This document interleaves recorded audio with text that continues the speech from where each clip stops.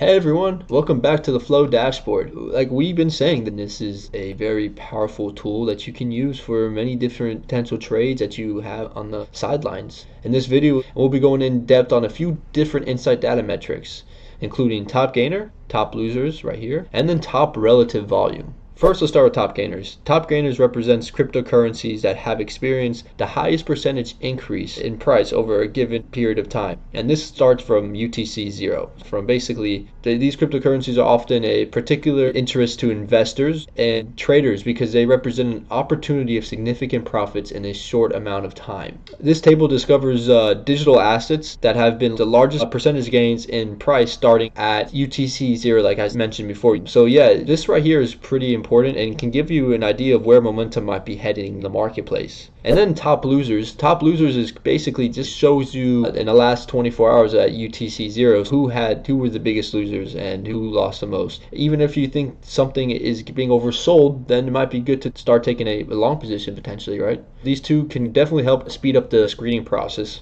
But we believe this one might help speed up the screening process even more. Top relative volume refers to a situation where the current volume of trading activity for a particular asset, like GHST, is significantly higher than its average, which is 10.9x higher than its average last 24 hours.